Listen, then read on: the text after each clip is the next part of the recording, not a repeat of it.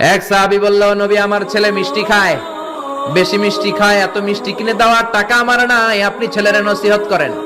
বিশ্বনবী বললেন, বাবু তুমি কি বেশি মিষ্টি খাও? ছেলেটি বলল, জি নবী খাই। বিশ্বনবী বললেন, যাও আগামী সপ্তাহে তোমার বাবাকে নিয়ে আবার আমার কাছে এসো।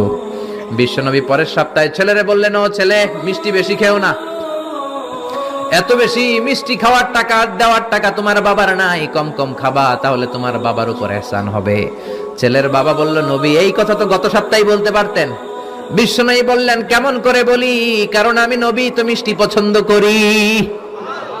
এক সপ্তাহের ব্যবধানে নিজের অভ্যাসটাকে পাল্টালাম, মিষ্টি কম কম খাওয়া শুরু করলাম। আগে নিজে আমল করলাম, তারপরে তোমার ছেলেরে বললাম। সুবহানাল্লাহ। বাড়িতে যে কি রহমতের নবী, কি বরকতের নবী, নিজে কিছু আমল না করে অন্যরে বলতেনই না। সুবহানাল্লাহ।